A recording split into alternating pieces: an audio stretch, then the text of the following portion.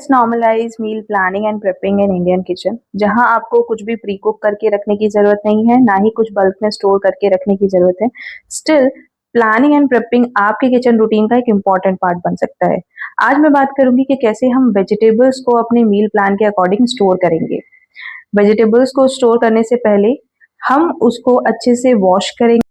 सारी वेजिटेबल्स को अच्छे से एयर ड्राई कर कर अब हम स्टोरेज पे आते हैं। सबसे पहले मैंने कैरेट्स ली हैं। कैरेट्स को मैं अच्छे से पील करूंगी और पील करने के बाद इसे 3 तरीके से स्टोर करूंगी। पहला तो उपमा और वेजिटेबल पुलाव के लिए मैं इसे फाइनली चॉप करके एक कंटेनर में स्टोर करूंगी। दूसरा, मुझे अगर मिक्स वेज बनाना होगा या और कोई सब्जी बनानी होगी तो मैं उसके लिए रफली चॉप करके कैरेट्स को अलग स्टोर करूंगी। तीसरा, अगर मुझे रायता बनाना है तो मैं कैरेट को स्टीम करके स्टोर करूंगी।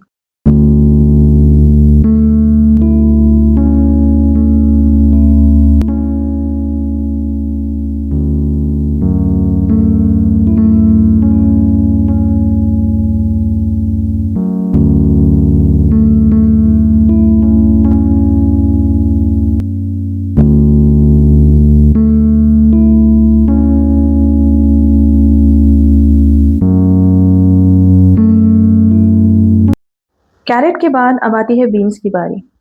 बीन्स को भी मैं कट करके फाइनली चॉप करके उपमा और वेजिटेबल पुलाव के लिए अलग रखना है, और वेजिटेबल्स के लिए रफली चॉप करके मैं अलग एयर टाइट कंटेनर में इन्हें स्टोर करूंगी।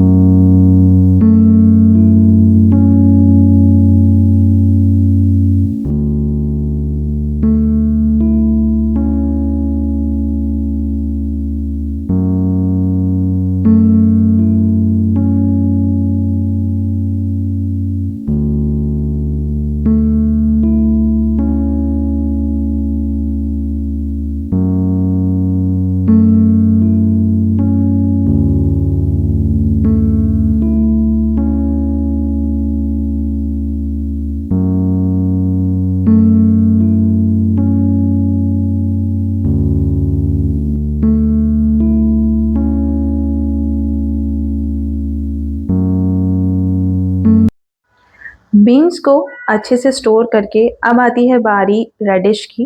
रेडिश को पील करके और रफली चॉप करके मैं एक एयर टाइट कंटेनर में रखूंगी, जिसे मैं आगे भाजी बनाने के लिए इस्तेमाल कर सकती हूँ।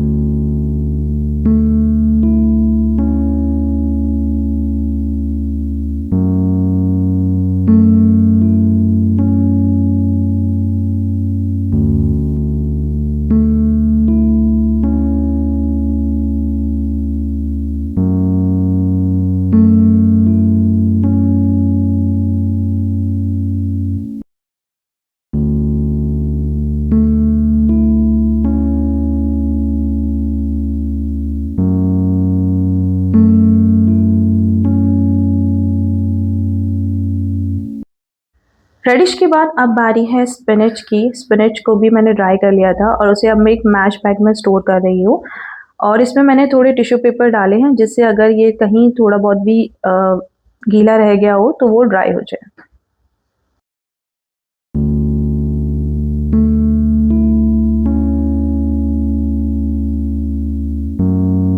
अलावा मेरे पास एक कॉलीफ्लावर और एक बॉटल गॉर्ड भी था, जो मुझे नहीं पता था, बट मैं अब इसे धो के अच्छे से धो के और इसके फ्लोरेट्स अलग करके इन्हें सोक करूँगी सॉल्ट वाटर में, जिससे जो भी इसमें केमिकल या पेस्टिसाइड हैं वो रिमूव हो जाएंगे। बाकी मैं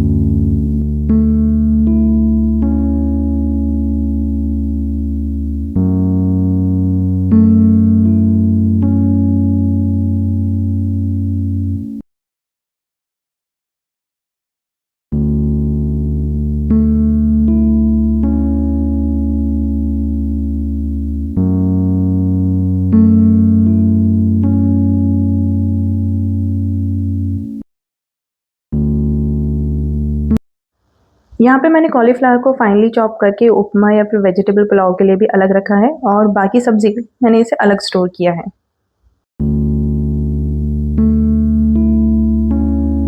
इसके अलावा मैंने स्पिनच को ब्लांच करके उसका प्यूरे बनाया है और प्यूरे को थोड़ा-सा घी में मैंने अच्छे से पानी उसका सुखा लिया था और कैरेट्स को भी स्टीम किया है और कुछ पोटैटोज़ भी बॉयल करके रखे हैं, जो मेरे सैंडविचेज़ में या फिर आलू पराठे में काम आ सकते हैं। मेरे पास टोमेटोज़ भी थे, जो मैंने वॉश करके ड्राई करके ऐसे एक ज़िप-लॉक बैग में अच्छे से स्टोर कर दिया है। बाकी अब बचता है गार्लिक और जिंजर। मैं गार्लिक और जिंजर अलग-अलग स्टोर करती हूँ क्योंकि मैं जिंजर को यूज़ करती हूँ चाय में भी और उससे बहुत अच्छा एरोमा आता है। यहाँ मैंने गार्लिक को गर्म पानी में थोड़ी देर सोक करने रख दिया है और मैंने जिंजर को भी अच्छे से पील कर लिया था। इन दोनों ही चीज़ों को मैं बाद में कट करके ग्राइंड कर लूँगी बिना पानी डाले और उसे बाद में एक ज़िप-लॉक बैग में अच्छे से स्टोर कर दूँगी।